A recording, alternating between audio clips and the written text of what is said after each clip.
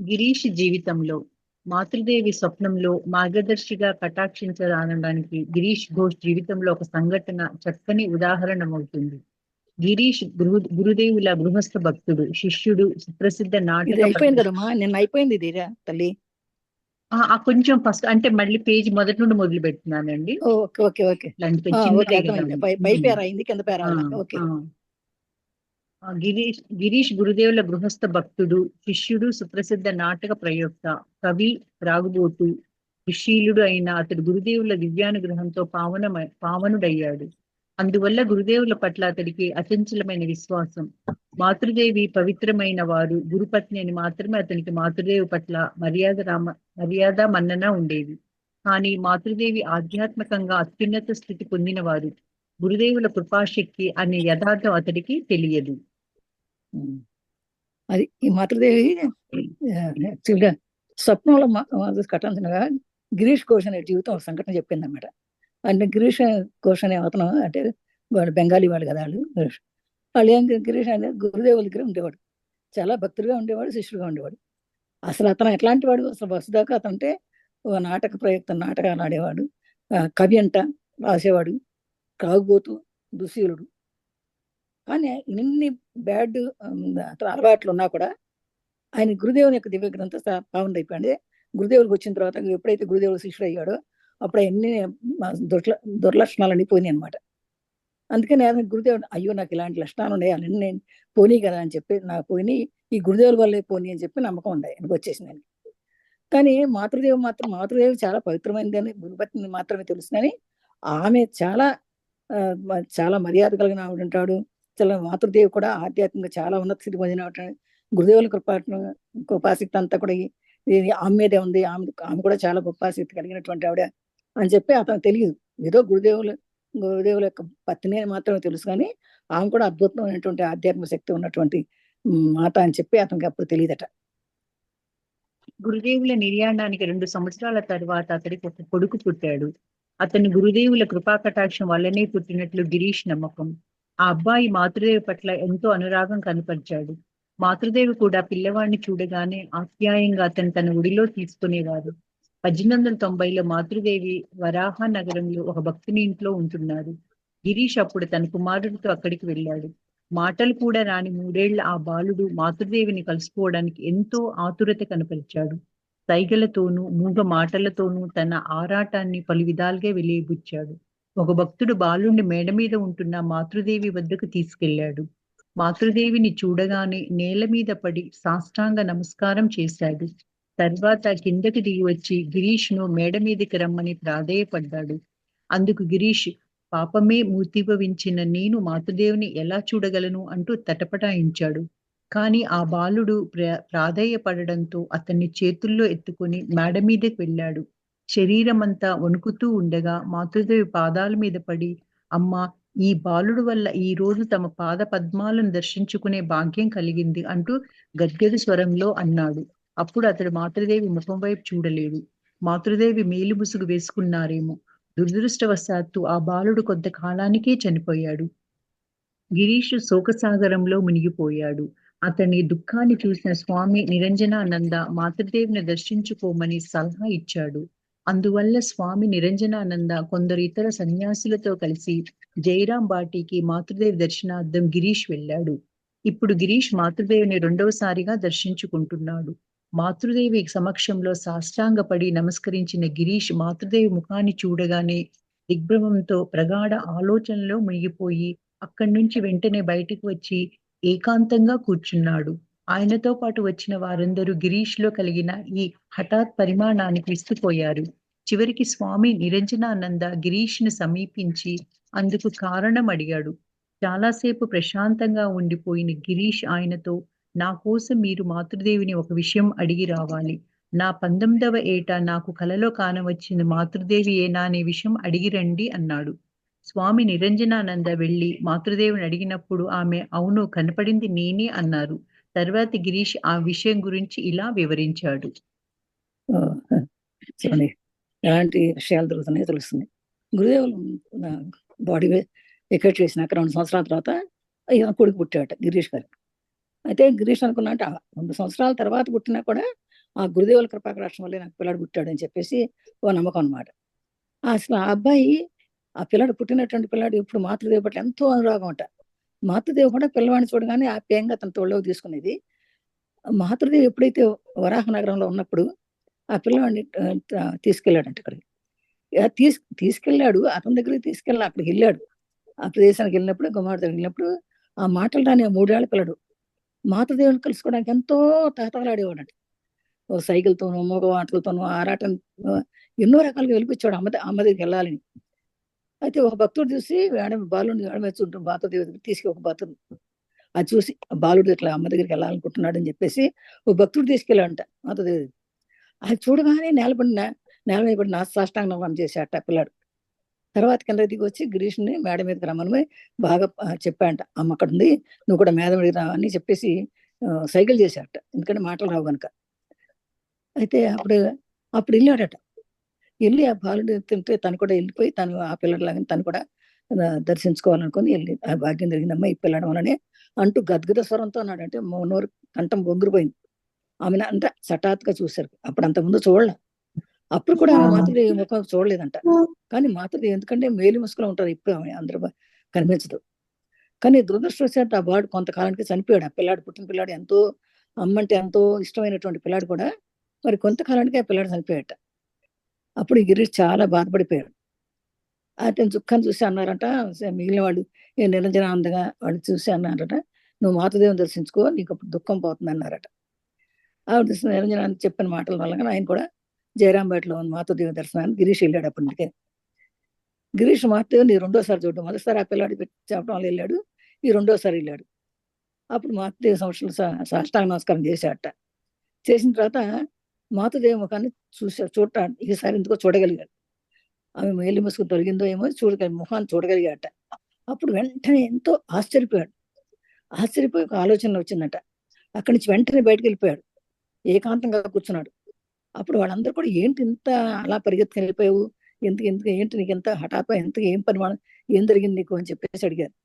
అడిగితే అప్పుడు చెప్తాడు నిరంజనానంద చెప్తే అడిగితే అతను అంటాడనమాట. కోసం మీరు ఒక మాట అడగండి మాతని అని అడుగుతాడు.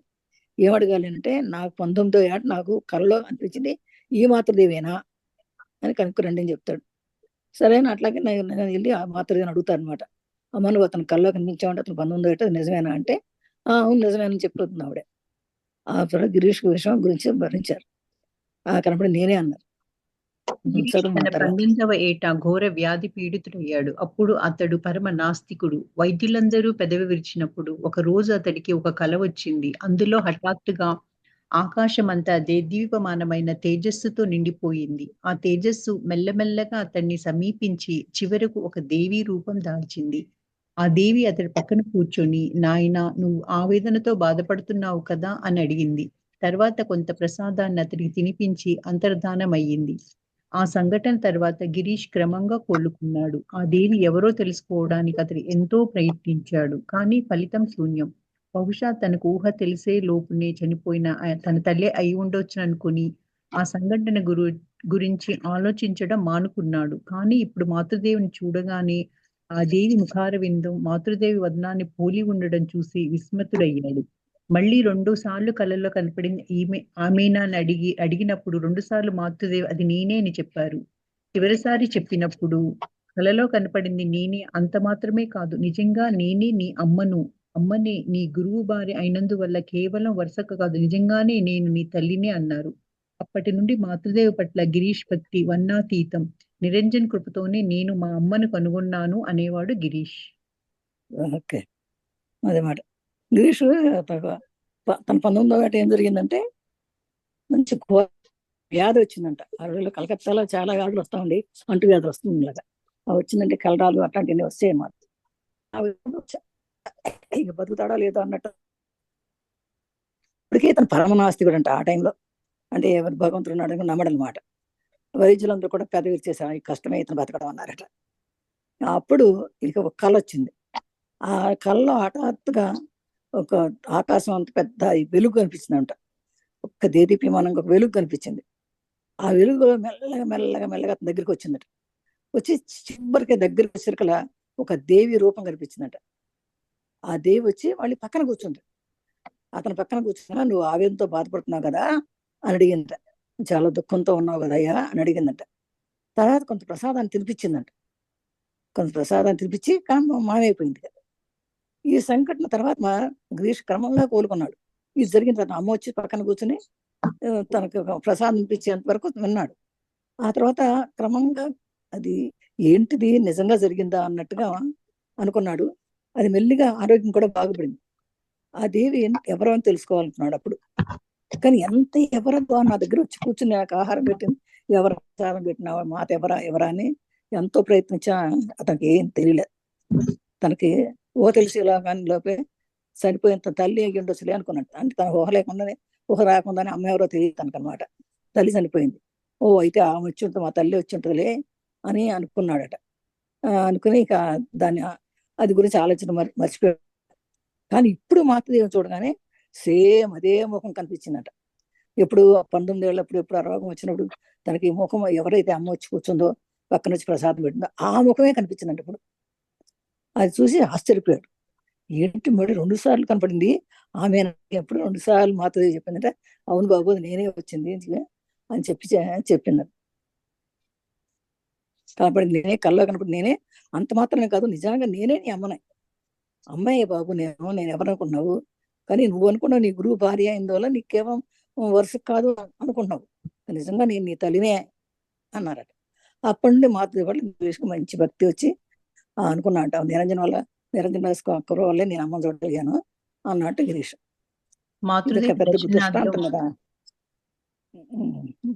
మాతృదేవి దర్శనార్థం పలుసార్లు జయరాం బాటికి వెళ్లేవాడు గిరీష్. అతడు వచ్చినప్పుడల్లా స్వయంగా మాతృదేవి అతన్ని చూసుకునేవారు. గిరీష్ నిద్ర లేవగానే టీ సేవిస్తాడు. అది తెలుసుకున్న మాతృదేవి పొరుగిళ్లకు వెళ్లి పాలు తెచ్చి టీ తయారు చేసి ఇచ్చేవారు. గిరీష్ కు తెలియకుండా అతని పరుపు మీద పరిచిన దుప్పటి రోజు ఉతికి పెట్టేవారు. రుచికరమైన వంటకాలు వండి అతని పక్కన కూర్చొని వడ్డించేవారు. మాతృదేవి కలకత్తాలో ఉంటున్నప్పుడు గిరీష్ అప్పుడప్పుడు వచ్చి ఆమెను దర్శించుకునేవాడు. ఒకసారి కలకత్తా నుండి జయరాం బాటికి మాతృదేవి బయలుదేరినప్పుడు ఆమెకు వీడ్కోలు చెప్పడానికి వచ్చిన గిరీష్, అమ్మా నేను మీ దగ్గరికి వచ్చినప్పుడు ఒక బిడ్డలా అయిపోతున్నాను. నేను మాత్రం యువకుడిగా ఉండి ఉంటే ఇటు అటు పరిగెత్తి మీకు సేవలను చేసి పెట్టేవాణ్ణి. కానీ నాకు వయసు మళ్ళింది. మీరు మాకు సేవ చేస్తున్నారు, మేము కూడా దాన్ని స్వీకరిస్తున్నాం. జయరాం బాటి ప్రజలకు సేవ చేయడానికి ఇప్పుడు వెళ్తున్నారు. వారి కోసం వంట ఇంట్లో నిలబడి వంట చేస్తారు. నేను ఎలా తమకు సేవ చేయగలను? సేవ చేయడం అంటే ఏమిటో నాకేం తెలుసు అన్నాడు. తర్వాత మాతృదేవి చుట్టూ ఉన్న భక్తులను చూసి ఉద్వేగపూరిత గద్గద స్వరంతో, భగవంతుడు మానవ రూపంలో అవతరిస్తాడని మనలాంటి వారు నమ్మడం కష్టం. ఒక గ్రామీణ స్త్రీ రూపంలో అండ చరాచరాలను శాసించే జగజ్జనిని ఇదిగో మన ముందు నిలబడి ఉన్నారు. ఆమె సాన్నిధ్యంలో మనం నిలబడి ఉన్నామని గ్రహించగలమా? రూపం మాత్రమే గ్రామీణ స్త్రీ, నిజానికి మాతృదేవి ఆ భువనాలకు ఈశ్వరి అయిన భువనేశ్వరి, మహామాయ, మహాశక్తి. మనుషులు సద్గతి పొందడానికి, అదే సమయంలో సీతత్వ ఆదర్శానికి లోహం గ్రహించడానికి గాను ఆమె అవతరించి ఉన్నారు అన్నాడు. మాతృదేవి దర్శనానికి చాలాసార్లు వెళ్ళాడు. ఎందుకంటే గిరీష్కి నమ్మకం కుదిరింది కదా, తనే అమ్మని చెప్పింది కదా. అందుకని ఎప్పటికప్పుడు తను తహతహలాడుతున్నాడు అమ్మని చూడు. అందుకని అమ్మ జయరాం బాటిలో ఉంటే జయరాం బాటికి వెళ్ళేవాడు అనమాట. అతను వచ్చినప్పుడల్లా స్వయంగా మాతృదేవి అతను చూసుకునేది. స్వయంగా రాహని చెప్పేసి అతన్ని నిద్ర లేపడం, టీ తాగుతూ అలవాటు ఉందంటే టీ పాలు లేకపోయినా పక్కనకి వెళ్ళి పాలు పట్టుకొచ్చి తయారు చేసి ఇవ్వడం. నేను లేచి బయటకు వెళ్ళినప్పుడు ఆ పరుగు మీద ఆ బట్టలన్నీ ఉతకడం, రుచికరమైన వంటలు పెట్టడం, పక్కన కూర్చొని వడ్డించడం, ఇవన్నీ ఒక బిడ్డకు చేసినట్టే చేసేదట. అప్పుడు ఈ మాతృదేవి కలకత్తాలో ఉన్నప్పుడు గిరీష్ అప్పుడప్పుడు వచ్చి కలకత్తాలో ఉన్నప్పుడు వెళ్ళేవాడు, జయరాంపేటలో ఉన్నప్పుడు కూడా వెళ్ళేవాడు అన్నమాట. అంతే సరే ఒకసారి కలకత్తా జయరాం బాటికి మాతృదేవి బయలుదేరినప్పుడు అప్పుడు ఆమెకు వీడ్కోలు చెప్తానికి వచ్చినాడు గిరీష్. అన్నాడమ్మా, మీరు నీ దగ్గరికి వచ్చినప్పుడు మీకు బిడ్డలా అయిపోతాను, నేను ఎందుకో తెలియదు, నీవు అమ్మలాగా చూసుకుంటున్నారు, నేను కూడా అయిపోతున్నాను. నేను మాత్రం నేను యువకుడుగా ఉంటే అటు ఇటు పరిగెత్తి మీ సేవలు చేసి పెట్టేవాడిని కదా, మరి ఎందుకో బిడ్డలాగా అయిపోతున్నాను, ఎందుకో నాకు తెలియట్లేదు, నాకు నా వయసు తెలియట్లేదు అని చెప్పేసి, మీరు మాకు సేవ చేస్తున్నారు, మేము కూడా దాన్ని స్వీకరిస్తున్నాం అని చెప్పేసి అంటూ, జయరాం బాటి ప్రజలకు సేవ చేయడం ఇప్పుడు పెడుతున్నారు మీరు, అందుకోసం వారి కోసం వంటింట్లో నిలబడి వంట చేస్తారు, మరి భక్తులకు ఉద్యోగం ఎన్నో చేస్తారు, ఎన్నో అని ఇదంతా ఏంటమ్మా, ఎలా నేను ఎలా చేయగలను సేవ, నాకేంటో సేవ ఏంటో చేయడం అంటే కూడా నాకేం తెలియదు అని చెప్పేసి ఆమె ఎప్పుడు కూడా భక్తులను చూసి దేవుడు అని గంధస్వరం అనేదట ఆవిడ. కానీ భగవంతుడు ఎప్పుడు కూడా మానవ రూపంలోనే అవసరిస్తాడని. భగవంతుడు ఎక్కడో ఎక్కడో ఉంటాడు అనుకుంటారు, అట్లా కాదు, భగవంతుడు మానవ రూపంలోనే ఉంటాడు అని చెప్పేసి మన అందరికి నమ్మడానికి కష్టం కానీ అని చెప్పింది. చెప్పి ఇంకా అంటే ఒక గ్రామీణ స్త్రీ రూపంలో కూడా ఉంటాడు. వారిని అందరి చరాచరాలని కూడా శాసించే శక్తి ఆ జగజనికి ఉంటది. ఇగో మన ముందు నిలబడి ఉన్నారు చూడ అమ్మని అని అంటారు అనమాట. ఆమె ఒక మాతను చూపించి, ఒక కాళీమాత విగ్రహాన్ని చూపించి కూడా చెప్తామే, కానీ వారి సన్నిధి నిలబడి ఉన్నామని గ్రహించగలం. అయినా కానీ మన మధ్యలో ఉన్నామని ఎవరైనా అమ్మంటే చెవిట్ల చోట్ల మన రూపం ముఖ్యం అనుకుంటాం, కానీ రూపం నిజానికి మాతృదేవి ఈ ఎట్లయింది మాతృదేవి అనేది ఈ భువనానికి అంటే ఈ ప్రపంచానికి ఈశ్వరి భువనేశ్వరి అని చెప్పేసి ఒక మహామాయ, ఒక మహాశక్తి.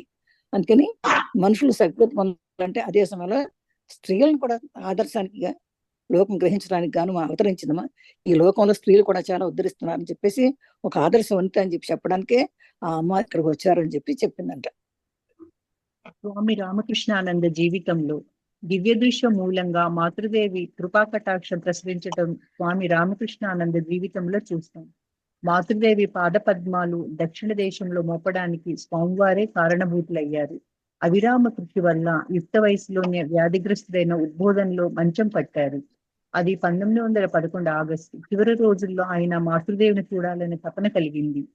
అప్పుడు మాతృదేవి జయరాం భాటిలో ఉన్నారు. స్వామివారి తపనను ఆమె ఎరిగినప్పటికీ వెంటనే కలకత్తా రాలేకపోయారు. కానీ కరుణ స్వభావమైన మాతృదేవి ప్రత్యక్షంగా వచ్చి తీర్చలేని ఆయన తపనను ఒక దివ్య దర్శనం మూలంగా తీర్చారు. స్వామి ఈ భూలోకంలో జీవించిన చిట్ట చివరి రాత్రి ఆ దివ్య దర్శనం ఆయనకు లభించింది. తమ అనుభవాన్ని మన్నాడే ఒక మిత్రుని మూలంగా గిరీష్ కు తెలియజేసి దానిని ఒక పాటగా రాయించారు. ఓకే, అది స్వామి రామకృష్ణ జీవితంలో ఒక విషయం జరిగిందట. దివ్య దర్శనంలో చూశారు. ఏంటంటే మాతృదేవి కృపాకటాక్షం ప్రశ్నించడంలో రామకృష్ణ జీవితంలో చూస్తాం అన్నారు. జీవితంలో చూస్తాం ఇది విషయం. ఇది మాతృదేవి పాదపద్మాలు దక్షిణ దేశంలో దానికి స్వామివారే కారణం. అంటే ఆ రామకృష్ణ పరమహంస వారే కారణభూతున్నమాట. మాతృదేవి ఎప్పుడైతే దక్షిణ దేశం రావాలంటే ఎట్లా అంటే ఆమె అవిరామటువంటి అంటే ఎప్పుడు కృషి చేస్తానే ఉండేది, ఎప్పుడు పని చేస్తానే ఉండేది ఆవిడ. వ్యాధిగ్రస్త ఎందుకంటే కృషి వల్ల చాలా పని చేయటం వల్ల వయసులోనే వ్యాధిగ్రస్తుడు ఉద్బోధన ఇంకో శిష్యుడు అని మంచం పట్టాడు. అది 1911 ఆగస్టు. చివరి రోజుల్లో ఆయనకు మాతృదేవిని చూడాలని ఉంది. అంటే ఉద్బోధనకి అనుకున్నాడు, మాతృదేవిని చూడాలని ఉందన్నమాట. అప్పుడు మాతృదేవి జయరాంబాటిలో ఉంది, ఈయనేమో దక్షిణ దేశంలో ఉన్నాడు. అప్పుడు ఎట్లాగా, అందుకని స్వామివారి తపస్సును ఆమె ఎరిగింది కనుక కలకత్తా రాలేకపోయారు. కానీ ఆమె కలకత్తా రాలేకపోయినా, ఆయన చూడలేకపోయినా కూడా జయరాంబాటి నుంచే ఆమె మాతృదేవి దివ్య దర్శనం ఇచ్చిందట. తన అనుభవాన్ని మర్నాడే ఒక మిత్రుని ద్వారా మూలంగా గిరీష్ తెలియజేస్తూ, అప్పుడు గిరీష్ తెలిసిపోయింది, అమ్మే నాకు ఇట్లా ఇచ్చింది, ఓ గిరీష్ అక్కడ ఉన్న గిరీష్ ద్వారా ఇప్పించింది. ఆ ఇవ్వడం వలన ఆ గిరీష్ ఏం చేశాడంటే ఆమె ఇచ్చినటువంటి ఆ దివ్య దర్శనానికి ఒక పాట రాశాడు. ఏమని రాశాడు ఆ పాట? ఏమని రాశాడంటే, శోకమే రాత్రి గడిచిపోయింది, నేను నాది అనే ఘోరమైన కలిగిపోయింది, జననం అనే భ్రమైక లేదు, జ్ఞానభాస్కరుడు తీస్తున్నాడు, మాతృదేవి చిరునవ్వు నవ్వుతున్నది, వరాభయ హస్తాలతో ఆమె దర్శనమిస్తుంది అని చెప్పి ఆ మాన గురించి చెప్తున్నాను అనమాట. దుందుబి మ్రోగ్గా బిగ్గర అరుస్తూ జయ ఘోష చేయండి, మరణాన్ని జయించి ఆమె దివ్యనామలో లోకమంతా నిండి ఉంది. అంటే ఇంత మరణాన్ని కూడా జయించేస్తుంది. అలాంటి దివ్యమాత మన లోకంలో ఉంది. కలవరించుకున్న ఆయన గురుదేవుల పాదపద్మాలు ఇదిగో చూడు, వేధింపులని తొలగిపోతాయి, ఆవేదనల్ని మాటమవుతాయి అంటూ ప్రేమతో చెబుతుంది ఆమె. ఎవరు బాధపడకండి, గురుదేవుల పాదపద్మాలు పట్టుకోండి, ఇదిగో చూడండి, మీరు మీకు ఆవేదనలనే ఉండవు అంటూ ప్రేమతో చెబుతుంది. 2 కళ్ళలోనూ కరుణ పొంగుతూ నా దగ్గర నిలబడింది. మంగళకరమైన ఆమె ప్రజలను పోచే దేవిరా. ఆ రోజు మధ్యాహ్నమే మహాసమాధి పొందారు స్వామి రామకృష్ణానంద. మాతృదేవి ఈ వార్త విని హృదయమే పగిలిపోయింది అంటూ కల్పించసాగాడు. అనేక రోజులు ఆయన గురించి కన్నీటితో చెప్పేవాడు అనమాట. దాని గురించి అమ్మ అంత మాతృదేవి ఆమె దివ్యశక్తితో చూసిన చివరి వరకు కూడా చూసగలిగారు అని. నాగమహాశయ్ మాతృదేవి మహత్యాన్ని గుర్తించి ఆరాధించిన వారిలో నాగమహాశయ ముఖ్యుడు. ఆయన గురుదేవుల గృహస్థ శిష్యుడు. ఈయన జన్మించడంలో తూర్పు వంగదేశమే పవిత్రతను సంతరించుకుంది అనేవారు స్వామి వివేకానంద.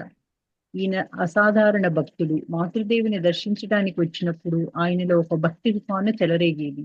మాతృదేవి నీలాంబర ముఖర్జీ ఇంట్లో ఉంటున్నప్పుడు ఆమె దర్శనార్థం వచ్చేవాడు. అప్పుడు బాహ్య ప్రపంచాన్ని మర్చిపోయి మైమర్చిన స్థితిలో వచ్చేవాడు. ఆ ఆ రోజుల్లో భక్తులు మాతృదేవి సమక్షంలో అనుమతింపబడేవారు కాదు. పురుష భక్తులు వారందరూ దిగువ మెట్టు మీద తల వంచి ప్రణమిల్లేవారు. ఫలానా వ్యక్తి ప్రణమిల్లుతున్నాడు అంటూ అప్పుడు మాతృదేవికి తెలిపేవారు. మాతృదేవి ఆ భక్తునికి చెప్పదలుచుకున్న విషయం అలాగే తెలిపేవారు. నాగ మహాశయ వస్తే మాత్రం తమ దగ్గర రప్పించుకొని చేయి పట్టుకొని కూర్చోబెట్టి తామే ప్రసాదం చిలిపించేవారు. ఎందుకంటే చేతికిస్తే భక్తి పారవిష్యంలో దానిని తలపై రాసుకుంటాడు. లేకపోతే మాతృదేవి పవిత్రమైన చేతులు స్పృశించాయి అని ప్రసాదం ఉంచిన ఆకును కూడా తినడానికి ప్రయత్నిస్తాడు కనుక వచ్చినప్పటి నుండి తిరిగి వెళ్లేదాకా మైమర్చిన పారవశ్యంలో అమ్మా అమ్మా అని మాత్రమే ఉచ్చరిస్తూ ఉంటాడు. మాతృదేవి అతని వీపును నిమురుతూ లేక చెవిలో గురుదేవుల పవిత్ర నామాన్ని చెబుతూ కొంత బాహ్య స్మృతిలో వచ్చేలా చేస్తారు. ఒకరోజు ఆయన వెళ్లేటప్పుడు తండ్రి కంటే తల్లే పరమ కారుణ్యమూర్తి అంటూ పదే పదే చెప్పుకుంటూ వెళ్ళాడు. మాతృదేవి తమ పడక గది గోడలకు స్వామి వివేకానంద, గిరీష్, నాగమహాశయ్ ఇలా ఛాయాచిత్రాలను తమ నిర్యాణం పర్యంతం వేలాడదీసుకొని ఉంచుకున్నారు. వాటిని గుడ్డతో తుడిచి చందనం అలది ఆప్యాయంగా స్పృశించేవాడు. ఒకరోజు నాగమహాశయుని ఛాయాచిత్రం ముందు చాలాసేపు నిలబడిపోయి ఎందరెందరో భక్తులు వస్తారు, కానీ ఈయన వంటి వారు ఎవరూ లేరు అన్నాడు. నాగమహాశయ అనేటువంటి ఒక భక్తుడు అనమాట. మాతృదేవి సత్యాన్ని గురించి ఎంతో ఎంతో ఆరాధించినట్టు మహాభక్తుడు ఈ నాగమహాశయ అనమాట. ఈయన గురుదేవ గృహస్థ శిష్యుడు. అంటే గురుదేవులు అంటే రామకృష్ణ పరమహంస ఉన్నప్పటి నుంచి వాళ్ళు గృహస్థ ఉండేవాడు అనమాట. కానీ ఈయన జన్మించినట్లో తూర్పు వంక దేశమే పవిత్రమైంది. తూర్పు అంటే బెంగాల్, ఈస్ట్ బెంగాల్ అనమాట. అంతా కూడా బాగా పవిత్రత వచ్చిందనమాట. అనేవాట వివేకానంద గారు అనేవారట, ఈయన వల్లే ఈ వంకదేశం అంతా కూడా, తూర్పు వంకదేశం అంతా కూడా చాలా పవిత్రత సృష్టించుకుంది, ఇది హోలీ ప్లేస్ అయిందని అనేవారట వివేకానంద గారు. ఎందుకంటే ఈయన అసాధారణమైన భక్తుడు, మామూలు భక్తుడు కాదు, ఈయన అసాధారణమైన భక్తుడట. ఎందుకంటే మాతృదేవి దర్శించడానికి వచ్చినప్పుడల్లా ఆయన ఒక భక్తితో మనం చెల్లలేదు. అంటే ఒక ఎంత అద్భుతమైన భక్తితో ఉండేవాడు. మాతృదేవిని నీలాంబర మహర్షి ఇంట్లో ఉన్నప్పుడు ఆమె దర్శనార్థం వచ్చేవాడు. అప్పుడు ఎట్లా వచ్చేవాడు అంటే బాహ్య ప్రపంచాన్ని మర్చిపోయి కేవలం అమ్మే, ఇంక రెండోది గుర్తుండదు అని, కేవలం మాతృదేవిని గురించే మాట్లాడుతూ ఉంది. కానీ ఇంకోటి మాట్లాడు అంటే అసలు తను ఎక్కడున్నాడో ఏం చేస్తున్నాడో కూడా తనకు గుర్తుండదంట. ఆ భక్తులు చాలా మంది వచ్చేవారు అమ్మ దగ్గరికి, కానీ అందరిని అనుమతించేవారు కాదట. ఎందుకంటే మరి ఎంతమంది ఉంటే ఆ ఇల్లు పట్టాలి కదా, అందుకని చాలా మంది వచ్చారు. కొందరు అందుకని కిందే దిగుమట్ల మీద కూర్చుని తల నుంచి ప్రాణామం చేసి వెళ్ళిపోయేవారట. అయితే ఎప్పుడైతే పలానా వ్యక్తి వచ్చాడమ్మా అని చెప్తారో అప్పుడు మాతృదేవి చెప్పేవారట. అప్పుడు మాతృదేవి ఆ పలానా భక్తులు వచ్చినప్పుడు ఆ పలానా భక్తులు మాత్రం పైకి రమ్మనేది, లేకపోతే ఆ భక్తుడికి తను చెప్పదలుచుకునే చెప్పేసేది. అలాగే ఈ నాగమహాశయ కూడా అట్లాగే వచ్చాడు. వచ్చి ఆమె దగ్గర రప్పించాడు. ఆయన దగ్గర అప్పుడు అమ్మ నాగమహాశయ వచ్చాడని చెప్పగానే ఆమె దగ్గరికి తీసుకురమ్మని తన పక్కనే కూర్చోబెట్టుకుని ప్రసాదం వినిపించేదట. ఎందుకు ప్రసాదం వినిపించేది ఈయన ప్రత్యేకంగా అంటే దానికి కారణం, ఎందుకంటే ఆయన చేతికిస్తే ఆ భక్తి పారస్లో ఉంటాడు కదా, ఆ చేతిలో ప్రసాదం గట్ల నెత్తికన్నా పోసుకుంటాడట, లేదా ఆకూడదు నేను తినేస్తాడట. అందుకనే అన్ని ప్రయత్నం కనుక వచ్చినప్పటి నుంచి తనకు వచ్చి ఎందుకంటే మైమరసిన స్థితిలో ఉంటాడు, ఏం చేస్తున్నాడో తనకు తెలియదు, తన శరీరం ఏముందో ఏం చేస్తున్నాడో కూడా తెలియదు, ఎంతసేపు భక్తిలో అమ్మ అమ్మ అమ్మ అంటూ ఉంటాడట. అందుకని అతను వచ్చినప్పుడు మాతృదేవి ఏం చేసింటే పక్కన కూర్చోబెట్టుకుని ఆ చెవిలో గురుదేవుని ఎప్పుడు రామకృష్ణ పరమహంస వారిని మా పేరే చెప్తా ఉండేదట. ఎందుకంటే అలా వస్తే కొంచెం బాహ్యస్థితికి వస్తాడని. ఒకరోజు ఆయన వెళ్ళేటప్పుడు తండ్రి కంటే తల్లి పరమకారుణ్యమూర్తి అన్నాడట.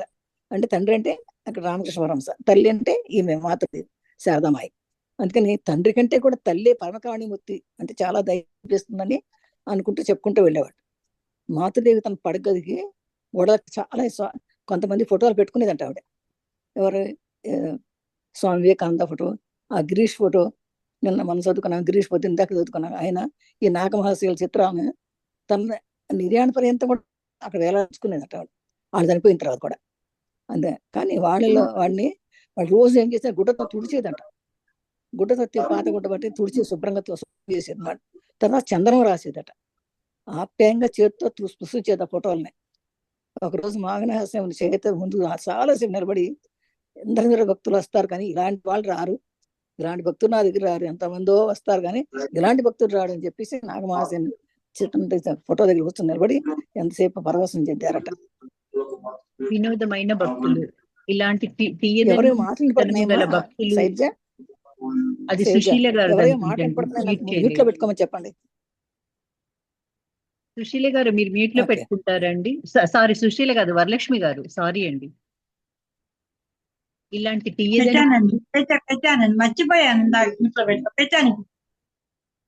ఇలాంటి తీయదనము మంచితనము గల భక్తులు ఒకవైపు ఉండగా, కొందరు భక్తుల పేరుతో వచ్చి మాతృదేవికి ఎంతో ఆవేదన కలిగించారు. 1-2 సంఘటనలు చూద్దాం. ఒకరోజు మాతృదేవి ఉద్బోధనలో పూజ ముగించుకొని వసారిలో వచ్చి కూర్చున్నారు.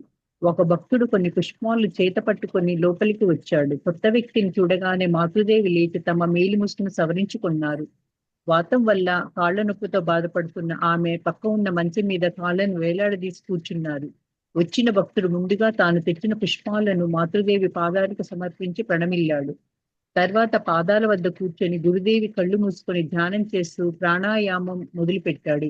ఇంట్లోని వారు ఏవో పనుల్లో మునిగి ఉన్నారు. మాతృదేవి వద్ద ఎవరూ లేరు.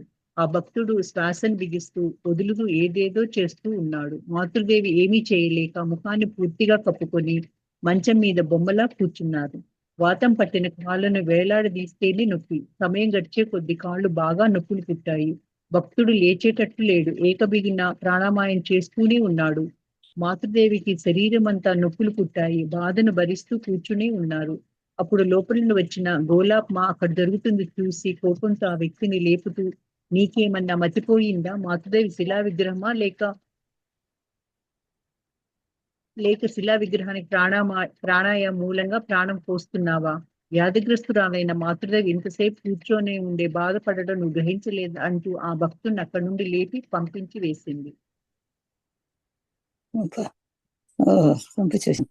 వినోదమైన భక్తులు అన్నమాట. కొంతమంది ఇలాంటి తీయదనం మంచితనం గల భక్తులు, కొంతమంది చాలా మంది వస్తారు అట్లాంటి భక్తులు. అలా కొంత భక్తులు వస్తుంటారు. ఒకవైపు కొంతమంది భక్తితో పేరుతో వస్తారు. ఇంకోసారి మాతృదేవి కొంత ఆవేదన కలిగించే వాళ్ళు కూడా వస్తారట. కొన్ని 1-2 సంగతులతో చూసి తెలుసుకుందాం మనం. ఇంకా ఒకరోజు మాతృదేవి ఉద్బోధన పూజ తగ్గించుకుని ఉద్బోధన ప్లేస్ లో అది పూజ అయినంత ముగిన వసాల్లో కూర్చున్నారు. అప్పుడు ఒక భక్తుడు వచ్చాడు. కొన్ని పుష్పాలు తీసుకొచ్చి చేత లోపలికి వచ్చాడు. అది కొత్త వ్యక్తిని చూడగా మాతృదేవి లేచి తన మేలి ముసుగు సవరి తీసుకున్నారు. అంటే పాత వాళ్ళు వస్తే అలా ఊరుకుంటాం, కానీ కొత్త వాళ్ళు వస్తే మేలి ముసుగు వేసుకుంటాం అన్నమాట. అందువల్ల కాళ్ళనొప్పితో బాధపడుతున్న ఆమె పక్కన మంచం పక్కన నిలబడి కాళ్ళని వేలాడదీసి కూర్చున్నట్ట.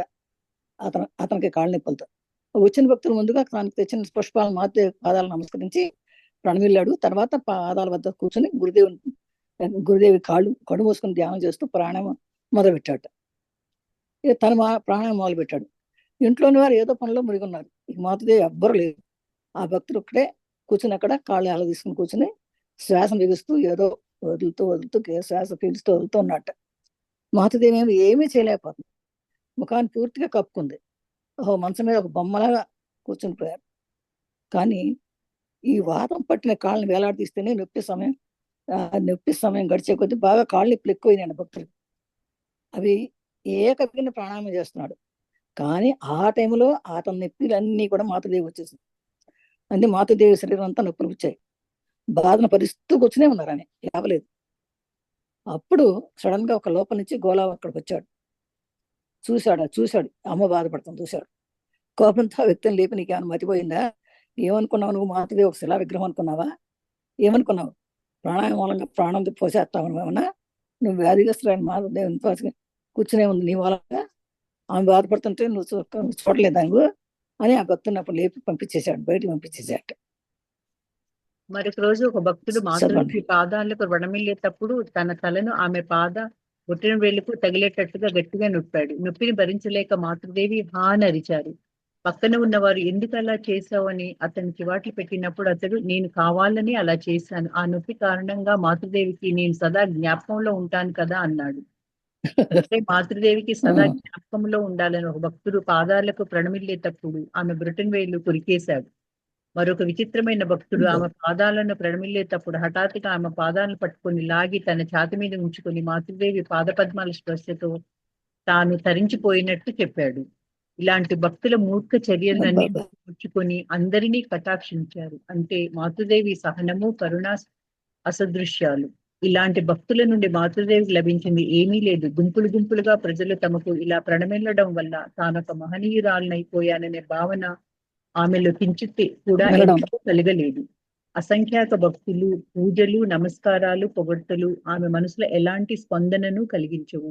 అర్హతానర్హతలను పరిగణించక మానవాళినంతా ప్రేమించే లోకాన్ని అవతరించిన మాతృత్వం ఒక్కటే మాతృదేవి గురువు స్థితికి ఆలంబనగా నిలిచింది. ఈ భక్తులు రకరకాలుగా వాళ్ళు వస్తారనమాట. భక్తులు వచ్చినప్పుడు ఒక భక్తులు వచ్చింటే ఆ పాదాలకి నమస్కారం చేస్తూ ఆమె తలను పాద బట్టలు వేలు గట్టిగా నొక్కేశాడు. ఆ నొక్కి భరించలేక భక్తి నేర్చిందట. పక్కన ఉన్న వాళ్ళు ఏమరా ఎందుకు చేసావని అడిగితే అని చివట్లో పెట్టాడంట. నేను కావాలని అలా చేశాను అన్నట్టు. పైగా ఆ నొప్పి కారణంగానే మాతృకి నేను ఎప్పుడు గుర్తుంటాను కదా, అందుకే చేశాను అన్నట్టు వాడు. అలాగే మాత్రం ఇంకోసారి ఏం చేశాడు, ఒక భక్తుడికి అలాగే నమస్కారం చేసి బట్టన వేలు కొరికేశాడు. ఇంకో విచిత్రమైన సంగతి. అలాగే ఇంకో అతను పాదాలను పట్టుకుని లాగేశాడు. లాగి తన ఛాతి మీద ఉంచుకున్నాడట ఆ పాదాలను లాగి. ఇట్లా రకరకాల చర్యలు చేస్తూ ఉంటారు. ఇదంతా మూర్ఖ భక్తులు, ఇదంతా కూడా. ఆ మూర్ఖ భక్తులందరినీ కూడా ఈమె కటాక్షించేవారు, కానీ ఏమనేవారు కాదు మాతదేవి. ఎందుకంటే ఆవిడ ఎంత సహనం కలిగినటువంటి ఆవిడ, ఆమె కరుణ కలిగిన. ఇలాంటి భక్తులు మాతదేవికి లభించేది భయించడం వల్ల ఏమి లేదు. ఆవిడ మూర్ఖ భక్తుల వల్ల ఏం కాదు. గుంపులు గుంపులుగా ప్రజలు తమకొచ్చి అంటే ఒక మహనీయురాలు, కానీ ఇంతమంది వస్తున్నారే నా దగ్గరికి, నేను ఒక మహనీయురాలని అని ఎప్పుడూ కొంచెం కూడా ఎప్పుడు అనుకోలేదు మనసులో. అది అసంఖ్యాకం భక్తులు వస్తుంటారు, నమస్కారాలు చేస్తుంటారు, పొగుడుతుంటారు. కానీ ఏమైనా సరే ఆ మాత్రం మామూలుగానే ఉండేది అనమాట. గురువులాగా ఉండేది. ఉండిపోయింది ఆమె అందరికీ.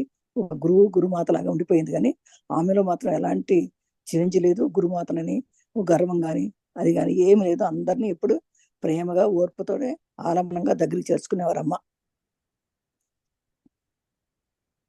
గురు శిష్య సంబంధం ఇది మనం అనుకునేంత సులభమైనది కాదు. కరుణ కాదు, మహాకరుణతో పరిపూర్ణులైన వ్యక్తి మాత్రమే ఇలాంటి యథార్థమైన గురువుగా మనగలరు. నిజమైన గురు శిష్య సంబంధం అనేది సాధారణ లౌకిక సంబంధంలా కేవలం చిలక పలుకులతో జరిగే పని కాదు. అత్యంత ముఖ్యమైన 3 నియమాలను పాటించినప్పుడు మాత్రమే ఒక వ్యక్తి యథార్థమైన గురువుగా రాణించగలుగుతాడు. అవి: 1 మనోపక్వతకు తగినట్లు మార్గం చూపటం. 2 ఆధ్యాత్మిక పదములో వచ్చే అడ్డంకులు తొలగించటం. 3 శిష్యుని పాపాలను స్వీకరించటం. పైన పేర్కొన్న నియమాలను పరిశీలించినప్పుడే గురువు అనే బాధ్యత పరిమాణాన్ని మనం ఊహించుకోవచ్చు. మరొక వ్యక్తి బాధ్యతను స్వీకరించటం సామాన్యమైన పనా ఏమిటి? గురుదేవుని చెప్పినట్లు భగవంతుని ఆదేశాన్ని పొందిన వారు మాత్రమే దానిని చేయగలుగుతారు. అందువల్లే గురు శిష్య సంబంధాన్ని ఇతర సంబంధాల కంటే ఉన్నతమైనదిగా, పవిత్రమైనదిగా హిందూ మతం పేర్కొంటుంది. ఒకరు కాదు, ఇద్దరు కాదు, వందలాది భక్తుల బాధ్యతలను స్వీకరించారు మాతృదేవి. ఆమెకు ఇది ఎలా సాధ్యమైంది? ఆమె గురుస్థితి దివ్యత్వాన్ని సంతరించుకొని ఉండడం వల్లనే వచ్చిన అందరినీ ఇలా చేతులతో తీసుకొని ఒళ్ళో చేర్చుకోవడం సాధ్యమైంది. మాతృప్రేమతో ఆకర్షింపబడి తమను ఆశ్రమించిన వారికి గురువుగా వ్యవహరించి మంత్రదీక్ష ప్రసాదించి తమ దివ్యశక్తితో వారికి ముక్తి మార్గం చూపించారు మాతృదేవి. ఈ దివ్య మాతృత్వం ఆమె విశిష్టత. ఆమె అపరిమిత ప్రేమ పట్ల ఆకర్షింపబడి ఆమెను మానవాళి తల్లిగా తలిచిన పలువురితో మాతృదేవి, అబ్బాయి నేను నీకు తల్లిని, ఇందులో ఎలాంటి సంశయము లేదు, కానీ నేను నీ గురువుని కూడా అనే విషయం మర్చిపోకని చెప్పడం కద్దు. అది గురు శిష్య సంబంధం ఎలా ఉంటుందో చెప్పారన్నమాట దీంట్లో. అంటే గురు శిష్య సంబంధం అంటే ఇది మామూలు విషయం కాదు, ఇదేం గొప్ప విషయం. ఇది మన ఊరికే అందరూ గురు శిష్యులు అయిపోరు. ఎందుకంటే ఈమె మనసులో ఈమె కరుణ చూపించేది, మహాకరుణ చూపించేది. ప్రతి ఒక్కరికి కరుణ చూపించేది.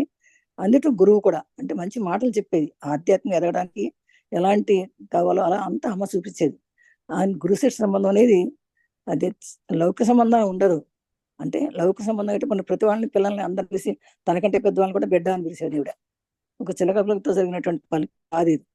అత్యంత ముఖ్యమైనటువంటి 3 విషయాలు చెప్పేది అనమాట అందరికీ కూడా. గురువుగా రాణించాలంటే ఎలా ఉండాలి. మనోపక్వతకు తగినట్టు మార్గం చూపడం. అంటే ఆ మనసుకు ఎలాంటిది విషయాలు చెప్తే ఇతను మారతాడు అనేది చెప్పేదట. అలాగే ఆధ్యాత్మికతలో వచ్చే అడ్డంకులు తొలగించాయి. అంటే మంచి విషయాలు చెప్పి మన ఆధ్యాత్మిక ఎదగడానికి, మన ఆత్మపరంగా ఎదగడానికి వచ్చే అడ్డంకులు ఏమైనా ఉంటే అడ్డంకులు తొలగించేసేదట అమ్మ. అలాగే శిష్యుని పాపాలను స్వీకరించడం. శిష్యుడు ఏమైనా పాపాలు చేస్తే ఆ పాపాలను తను స్వీకరించి శిష్యుని ఆధ్యాత్మిక ఎదిగేనట్టుగా చెప్పేదట. అందువల్ల ఈ నియమాలని పాటించినప్పుడే గురువు తన బాధ్యత తీసుకున్నట్టు అర్థం అవుతుంది మనకి. వ్యక్తి ఇంకో బాధ్యత స్వీకరించడం అనేది సామాన్య విషయం కాదు. ఒక వ్యక్తి ఒక బాధ్యత అంటే మంచి అయితే తీసుకుంటారు, చెడు అయితే ఎవరు తీసుకోరు. ఒకళ్ళ బాధ్యతను ఒకళ్ళు తీసుకోరు. కానీ అమ్మ అట్లా కాదు. ఆమె ప్రతి ఒక్కళ్ళ యొక్క బాధ్యతను తను తీసుకునే, తన దగ్గరికి వచ్చినటువంటి ప్రతి భక్తుడిని ఆదరించేది. గురుదేవులు చెప్పినట్టుగా భగవంతుని ఆదేశాన్ని పొందినారు మాత్రమే ఈ పని చేయగలది. ఎవరైతే అందరూ చేయలేరు. అది ఎవరైతే భగవంతు ఆశీర్వాదాన్ని పొందారో, భగవంతుని ఏ విధంగా అయితే సేవించగలుగుతారో అలాంటి వాళ్ళు మాత్రమే ఈ పని చేయగలరు.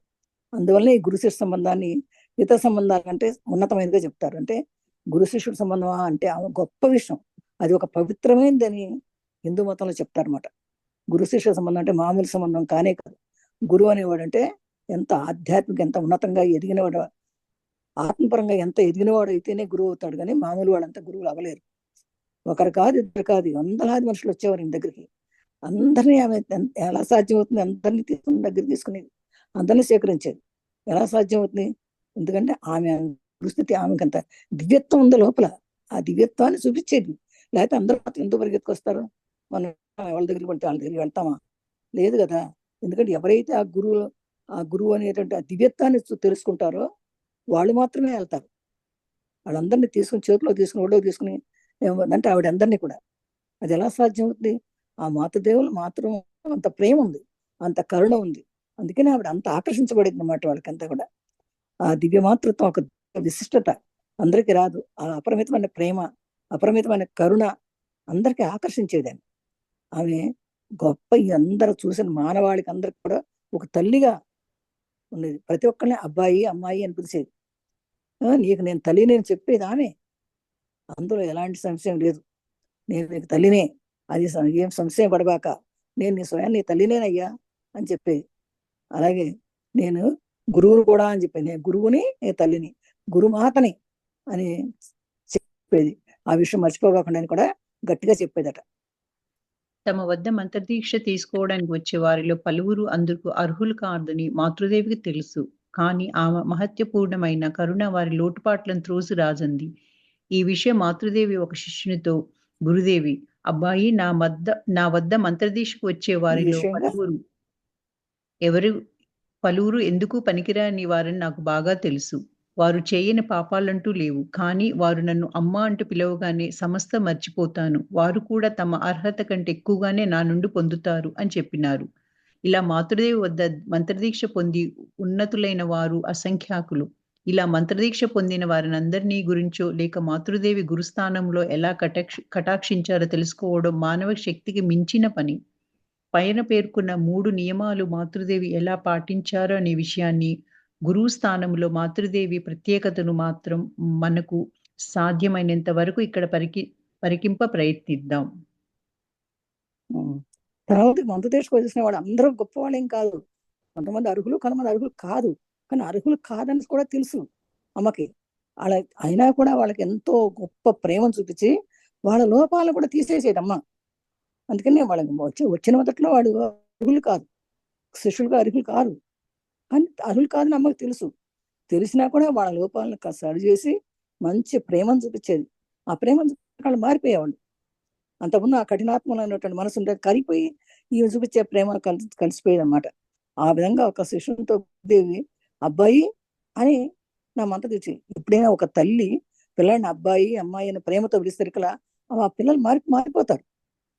ఎందుకు చేసేవారు? ఇప్పుడు మన పిల్లల్ని కూడా మనం ఎందుకు తప్పు చేసావు అని గట్టిగా కొట్టేదానికంటే, బాబు ఇంకోసారి చేయబాక, ఇలా చేయడం తప్పు, ఇలా చేస్తే నువ్వు జీవితంలో ఎదగలేవు అని మళ్ళీగా బాబు అమ్మ అని చెప్పి పిల్లలు వింటారు. కానీ ఎందుకు చేసావురా, ఇంకోసారి చేస్తే ఊరుకోను అని గట్టిగా అన్నారనుకోండి, ఇంకోసారి తీసి చూస్తే ఏం చేస్తుంది చూద్దాం అనుకుంటారు. అందుకని ఎప్పుడు కూడా నెగిటివ్ మాట్లాడకూడదు. ఎప్పుడు ఎంత ప్రేమతో చెప్తే పిల్లలు అంత ఇదిగా వింటారు. అలాగే తను ఇప్పుడు కూడా అందరినీ, శిష్యులందరినీ కూడా తన పిల్లలుగా అనుకుంది కనుక ఎప్పుడు అబ్బాయి అమ్మాయి అని పిలిచేది అందరిని. అప్పుడు నా వద్దకు మంత తీసుకొచ్చేవాళ్ళు చాలా మంది ఎందుకు పనికిరాని వాళ్ళే అని నాకు బాగా తెలుసు. ఎందుకంటే వాళ్ళు చేయని పాపాలంటూ లేవు. కానీ ఎప్పుడైతే వాళ్ళు వచ్చి అమ్మా అంటూ పిలిచారో అప్పుడు వాళ్ళు సమస్తం మర్చిపోయేటట్టుగా చేస్తుందట అమ్మ. వాళ్ళు అప్పుడు తమ అర్హత కంటే ఎక్కువగానే నా నుండి పొందుతారు. అప్పుడు న్యాయంగా ముందు వచ్చినప్పుడు వాళ్ళు అర్హత లేని వాళ్ళు. కానీ ఎప్పుడైతే నన్ను అమ్మ అని పిలుస్తారో, నేను అబ్బాయి అని పిలుస్తానో వాళ్ళని, అప్పుడే వాళ్ళ అర్హత పొందగలుగుతారట. ఎందుకంటే వాళ్ళు చేసేటువంటి దుష్కార్యాలన్నీ కూడా అప్పుడు అమ్మాని పిల్లలతో పోతాయి అన్నమాట. అమ్మని దర్శనంతోటి, అమ్మని స్పర్శతోటి కూడా పోతాయి అన్నమాట. ఇలా వద్ద మంత్ర తీర్చుకుని ఎంతో మంది అంతకుముందు వాళ్ళు ఎంత గొప్పవాళ్ళు కాకపోయినా, మంచివాళ్ళు కాకపోయినా, చెడ్డవాళ్ళైన చెడ్డగుణాలు ఉన్నవాళ్ళైనా కూడా అమ్మ దగ్గర మంత్ర తీర్చుకుని రాగానే వాళ్ళు చాలా ఉన్నతులు అయిపోయారట. అలాంటి వాళ్ళు అసంఖ్యాకులు ఎంతమందో ఉన్నారు. ఇలా మంత్ర దీక్ష పొందినటువంటి వారి గురించి, లేక మాతృదేవి గురుస్థానంలో ఎలా కట్టారు తెలుసుకోవడం మనకు చాలా శక్తికి మించిన పని. ఎంతమందో ఎలా అయ్యారబ్బా అని మనం ఆలోచిస్తే మన ఆలోచన మనకు తెలియదు అనమాట. అందుకని ఎప్పుడు ఇక్కడ ఆ 3 నియమాలు చెప్పారు కదా, ఈ విధంగా అందరితోటి చెప్పేవారో, అందరూ ఎలా పాటించేవారో ఆ గురుస్థానంలో ఉన్నట్టు అమ్మకే తెలియాలి. కానీ మనకు మామూలుగా మనకు సాధ్యమైనంత వరకు మనకి తెలుసుకోవడం కష్టమేది అని అది ముందు ముందు చూద్దానికి ఎలా చేశారో అమ్మ. మనోపక్వతకు తగిన మార్గం చూపడం. ఏ రంగంలోనైనా సరే, సరైన మార్గాన్ని నిర్దేశం చేసుకుంటే మాత్రం లక్ష్యాన్ని సాధించినట్లే అనేవారు స్వామి వివేకానంద. మానవుల శరీర అమరికలలో కూడా ఒకరికొకరికి భిన్నంగా ఉంటారు. మనోపక్వతకు తగినట్లు వారి దారులు భిన్నంగా ఉంటాయి. తప్పుదారి ఎన్నుకున్న వ్యక్తి తలకిందులుగా నిలిచి సాధనలు చేసినా ఏమీ సాధించలేరు. ఆశ్చర్యకరమైన విషయం నిజమేమిటంటే, ఇతరులను గురించి ప్రతి అణువు తెలుసుకున్న మనకు, మనలను గురించి మన మనసుకు అమరికను గురించి ఏమీ తెలియదు. ఇక్కడ ఒక గురువు ఆవశ్యకత ఏర్పడుతుంది. యథార్థమైన గురువు మాత్రమే మనకు సముచిత మార్గం చూపించగలడు. చూసి చూడగానే మాతృదేవి ఒక వ్యక్తిని పూర్తిగా అంచనా వేయగలిగేవారు. ముందుగా ఆ వ్యక్తి గృహస్థుడు ఉండబోతున్నాడో, లేక సన్యాస జీవితం స్వీకరిస్తాడోనని తెలుసుకొని, అందుకు తగినట్లు అతనితో వ్యవహరిస్తారు. కొన్ని సమయాల్లో ఇది ఆశ్చర్యకరంగాను, వింతగాను ఉంటుంది. ఉదాహరణకు ఒక సంఘటన చూద్దాం. మనోపక్వత అంటే మనస్సు పక్వత చెందడానికి ఒక మార్గం చూపడం అనమాట అమ్మ చేసే పని అది. ఎందుకంటే ఏ రంగంలో ఉన్నాళ్ళైనా సరే సరైన మార్గాన్ని నిర్దేశం చేసుకుంటే మాత్రం లక్ష్యాన్ని పొందండి. అంటే రంగం అంటే ఏ రంగం, విద్యారంగంలో కానివ్వండి, ఆధ్యాత్మికంలో కానివ్వండి, ఆఫీసులో పని చేసుకోవడం కానీ, ఏ రకంగా చేసినా, ఏ రకంగా ఆశ్రమంలో ఉండాలండి, ఏ రంగంలో ఉన్నా సరే మనసు నిర్మలం అయితే, మనసు నిర్మలంగా ప్రేమగా చేస్తే ఏ లక్ష్యాన్ని సాధించవచ్చు అనేవారు వివేకానంద స్వామి. ఎట్లా అంటే మానవుల శరీరం అమెరికాలో కూడా ఒకరొకరు భిన్నంగా ఉంటారు. ఇప్పుడు మానవులు అందరూ కూడా ఒకే రకంగా ఉంటారు కదా, అందరి మనసు ఒకే రకంగా ఉంటారు. ఒక రకంగా ఎలా ఉంటారు, కొంతమంది టీచర్లు అవుతారు, కొంతమంది డాక్టర్లు అవుతారు, కొంతమంది ఇంజనీర్లు అవుతారు, కొంతమంది ఇట్లా ఇంకోటి అవుతారు. అట్లాగే మన శరీరంలో అమెరికాలు కూడా ఒకరొకరు భిన్నంగా ఉంటాయి. అందుకని మనసు భిన్నంగా ఉంటుంది. అందరూ దొంగలు ఎవరు, అందరూ మంచి వాళ్ళు ఎవరు. అలాగే మన మనోపక్వత తగినట్టుగా దారులు ఉంటాయి. మన మనస్సు బట్టి మన మనసు ఎలాంటి అంటే అలాంటి దారి ఎన్నుకుంటాం మనం. ఇప్పుడు తల్లికి పుట్టినట్టు 10 మంది పిల్లలు పుడితే 10 మంది 10 రకాలుగా ఉంటారు. అలాగే అందరూ డాక్టర్లు ఎవరు, అందరూ ఇంజనీర్లు ఎవరు కదండి. అలాగే తప్పుదారిని ఎదుగుతున్నట్టు వ్యక్తి తలక్రిందులుగా సాధన చేసినా ఏమి కాదు. కనుక తప్పారనుకోండి, ఆ దారి తప్పిన వాడు ఈ దారినే పోతాను, తప్పుదారినే పోతాను అని అంటే ఎవరు ఏం చేయలేరు. ఎన్ని సాధనలు చేసినా వాడికి తిరగనప్పుడు అంతే ఇక. కాకపోతే ఆశ్చర్యకరమైన నిజం ఏంటంటే ఇతరుల గురించి ప్రతి అణువు తెలుసుకున్న మనకి ఇతరుల గురించి ప్రతి అణువు తెలుసుకున్నట్టు మనకి మన గురించి మనకి ప్రతివాడు ఏం చేస్తారంటే వాళ్ళు ఎలాంటి వాళ్ళు, వీళ్ళు ఎలాంటి వాళ్ళు, వీళ్ళు ఎలాంటి వాళ్ళు అని చూస్తున్నాం. కానీ నేను ఎలాంటి దాన్ని నేను చూసుకోం. ప్రతి ఒక్కరికి అందరూ ఇంకోళ్ళ గురించి తెలుసుకుంటాం, కానీ మనం గురించి తెలుసుకోం. అందుకే రమణ మహర్షి అంటాడు, నువ్వు తెలుసుకో మొదట, ఇతరుల గురించి తెలుసుకున్నట్టు అంటే ముందు నిన్ను గురించి నువ్వు తెలుసుకో అంటాడు. అందుకని మన గురించి మనం ఏం తెలియదు కనుక ఇక్కడ ఒక గురువు అవసరం. ఎందుకంటే మనకి ఎవరికి మన గురించి మనకు తెలియదు, మన గురించి మనం తెలుసుకునే ప్రయత్నం చేయము కనుక అప్పుడు అందుకని ఇలాంటి వాళ్ళకి మనకు ఒక గురువు అవసరం అనమాట. అయితే యథార్థమైన గురువు మాత్రమే మనకు సముచిత మార్గం చూపిస్తాడు. అదే కన్నా నువ్వు మంచి గురువుని పట్టుకున్నావు అనుకో, అది యథార్థమైన గురువు అయితే నీ ఖచ్చితంగా నీ మార్గం చూపిస్తాడు. మళ్ళీ యథార్థం కాకపోతే ఇంకో గురువుని పట్టుకోవాలి. అందుకనే గురువుని పట్టుకునేటప్పుడు కూడా నువ్వు గురువు పరిపక్వత పొందితేనే యథార్థ గురువు దొరుకుతాడు నీకు కూడా. అందుకని చూసి చూడగానే మాతో ఒక వ్యక్తిని పూర్తిగా అంచనా వేసేదంట. అసలు మనిషి సరైనటువంటి గురువు అయితే చూడగానే చెప్పేస్తారు. అట్లాగే ఆ మాతృదేవి కూడా అలాంటిది అనమాట. చూడగానే అంచనా వేసేసేవారట. ముందుగానే ఆ వ్యక్తి గృహస్థులకు ఉండబోతున్నాడు, లేక సన్యాసి జీవితం స్వీకరిస్తాడో తెలుసుకుంటారు. ఓహో, ఈయన గృహస్థుగా ఇష్టపడుతున్నాడా, లేక సన్యాసి జీవితానికి ఇష్టపడుతున్నాడా అనేది కూడా ఆమె తెలుసుకుని ఆయన తగ్గట్టుగానే అతనితో వ్యవహరించేది అనమాట. కొన్ని సమయాల్లో అది మాత్రం ఆశ్చర్యంగా అయిందట. ఒక వింతగానూ ఉండేది. ఇప్పుడు ఉదాహరణకు ఒక సంఘటన చూద్దాం. యువకుడొకడు కళాశాలలో చదువుకుంటున్నప్పుడు మాతృదేవి వద్ద మంత్రదీక్ష పుచ్చుకున్నాడు. భారతదేశ స్వాతంత్రోద్యమంలో తీవ్రంగా పాల్గొన్నాడు. సన్యాసం పుచ్చుకోవాలనే ఆలోచన కూడా అప్పుడు అతనికి లేదు.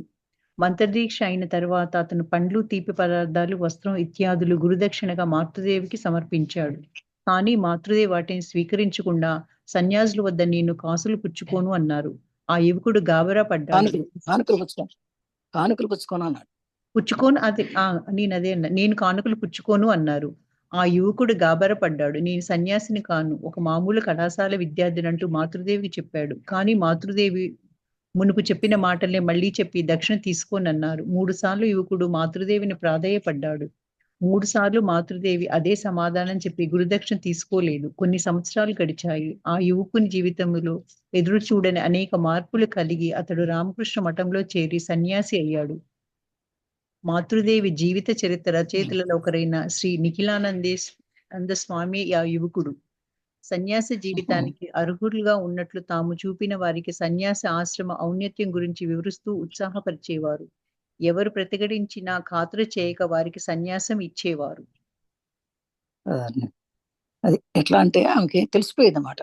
వచ్చిన వాళ్ళు ఎలాంటి వాళ్ళు నిజమైనటువంటి భక్తుడో కాదో కూడా ఆమె తెలిసిపోయేది. అందుకే ఒకసారి ఒక యువకుడు కళాశాలలో చదువుతున్నాడు. కళాశాలలో అంటే యూనివర్సిటీలో ఉన్నాడు. యూనివర్సిటీలో చదువుతూ కూడా ఆయన మంత్రదీక్ష పుచ్చుకోవడానికి కోసం వచ్చాడు. మంత్రదీక్ష కూడా పుచ్చుకున్నాడు.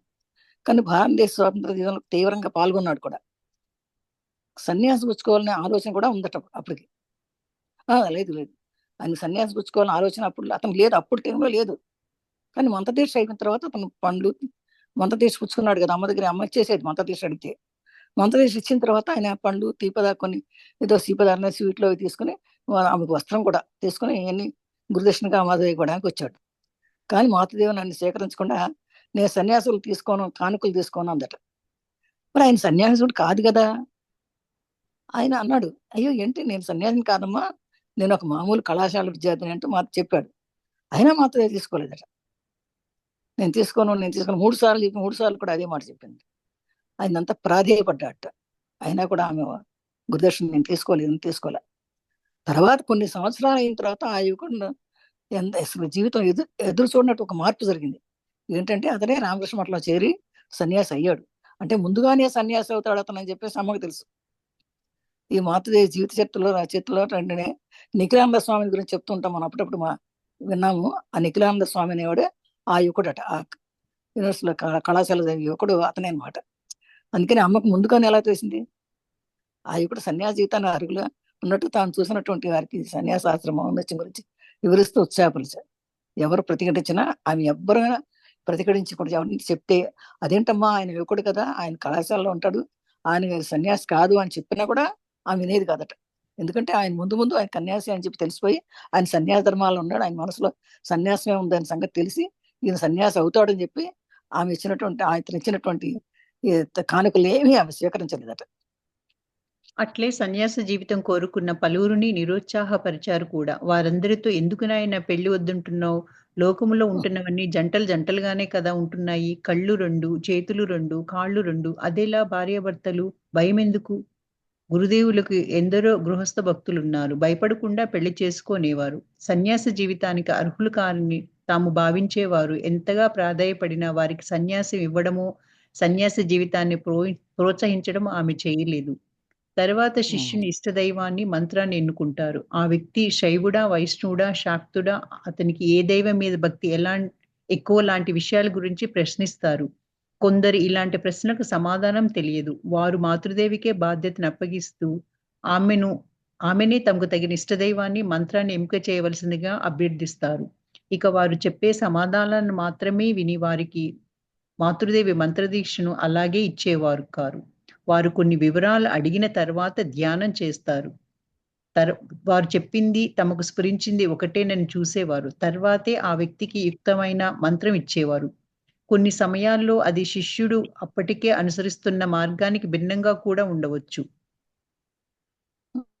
ఇదంటే సన్యాస జీవితం తీసుకున్నటువంటి కొంతమంది నిరుత్సాహపరిచేవారంట. నేను సన్యాసం పుచ్చుకుంటానమ్మా, నేను సన్యాసం పుచ్చుకుంటాను అని చెప్పి అంటే కూడా వద్దొద్దు, ఎందుకు సన్యాసం పుచ్చుకుంటానన్నావు, ఎందుకు అక్కర్లేదు, మీరు లోకంలో అన్ని ఉండేది జంటలే కదా, కళ్ళు కళ్ళు 2 ఉంటాయి, చేతులు 2 ఉంటాయి, కాళ్ళు 2 ఉంటాయి, ఇలాగే భార్యాభర్తలు అంటే 2, ఎందుకు భయం, ఎందుకు నీకు, అందుకని భయం, పెళ్లి చేసుకో అని చెప్పారంట. ఎందుకు పెళ్లి చేసుకుంటే గృహస్థ ధర్మం ఉండవుదా, గురువుల దగ్గర ఎంతమంది ఉండారు గృహస్థులు కానీ ఉండేవాళ్ళు, అందుకని భక్తులు అవ్వచ్చు, కానీ మీకు సన్యాసం ఎందుకు అక్కర్లేదు అని భయపడకుండా పోయి పెళ్లి చేసుకోండి అని ఆ సన్యాస జీవితాన్ని అర్హులు కాదని చెప్పేసి వాళ్ళు భావించిన వాళ్ళందరూ కూడా అలా చెప్పేది. వాళ్ళు ఎంత ప్రాధేయపడి మేము సన్యాసం తీసుకుంటామన్నా అమ్మ ఊరుకునేది కదట. అలాగే తర్వాత కొన్ని ఇష్టదైవాల మంత్రాన్ని చెప్పుకుంటూ కొన్ని ఒక ఇష్టదైవాల మంత్రాన్ని ఎన్నుకుంటారు. కొంతమంది వైష్ణవుడా, శైవుడా, శాక్తుడా అని ఏ దైవానైనా సరే గురించి తను ప్రశ్నించడం మాట. కొందరికి ఇలాంటి ప్రశ్నలకు సమాధానం తెలియదు కూడా. వారు మాతదేవ దగ్గరికి వచ్చి అనేవారట, అమ్మ మాకు మా ఇష్టదైవాన్ని మీరే ఎంపీ చేయండి అని అడిగేవారట. వారు చెప్పే సమాధానం మాత్రం విని వారికి మాతృదేవి మంత్రదీక్ష అలాగే ఇచ్చేవాడు. కానీ వారు కొన్ని వివరాలు ఆయన అడిగిన తర్వాత ధ్యానం చేస్తారు. తర్వాత ధ్యానం చేసుకోవాలి, ఎందుకంటే ధ్యానం చేస్తేనే తిరిగి కాన్సన్ట్రేషన్ వస్తుంది అనమాట. అందుకని వారు చెప్పింది తనకు స్ఫురించింది ఒక్కటేనా అని చూసేవాడు, ధ్యానం చేసేవాడు. ధ్యానం చేసి వాళ్ళు ఏం చెప్తున్నారో ఆ చెప్పేది తన మనసులో ఉండేది ఒకటేనా అని కూడా చూసేవాడు. తర్వాత ఆ వ్యక్తికి యుక్తమైన మంత్రం ఇచ్చేవాడు. అప్పుడు తెలిసి ఇతను పనికొస్తాడు, ఇతను ఈ విధంగా ఈ మంత్రదీక్ష ఇవ్వచ్చు అని తెలిసిన తర్వాతే మంత్రాన్ని చెప్పేవారట. కొన్ని సమయాల్లో అది ఆ శిష్యుడు అప్పటికే అనుసరిస్తున్న మార్గాన్ని భిన్నంగా ఉంటే కూడా ఉండొచ్చు కూడా ఒక్కోసారి. అట్లాగే ఈ కాళిక కృష్ణుడు అనేటువంటి యువకుడు అట్లా మంత్రదీక్ష తీసుకోవడానికి వచ్చాడు. మాతృదేవ వచ్చాడు అనమాట. అతను అప్పటికే ఒక ముఖాన్ని ఒక మంత్రాన్ని చెప్పిస్తున్నాడు. అప్పటికే అమ్మకు తెలిసిపోయేది. అంతకుముందు ఎవరో దగ్గర ఇంకో మంత్రాన్ని చేస్తే ఇప్పుడు ఇక్కడ వచ్చి మళ్ళీ ఇక్కడ అడుగుతున్నప్పుడు కూడా తెలిసిపోయేది అనమాట. దాని మూలంగా ప్రశాంతంగా ఆనందం పొందుతున్నాడు ఆల్రెడీ. అప్పుడు కానీ మంత్రదీక్ష సమయంలో వచ్చి మాతృదేవి ఇతనికి మరో మంత్రం ఇచ్చాడు. ఇది అతనికి దిగ్భ్రాంతి కలిగించింది. మాతృదేవికి ఆ విషయం అడిగాడు అనమాట. అప్పుడు అందుకని మాతృదేవి ఏం చెప్పిందంటే ఆ మంత్రం బట్టి ఇదే శ్రేష్టమైందని చెప్పిందట.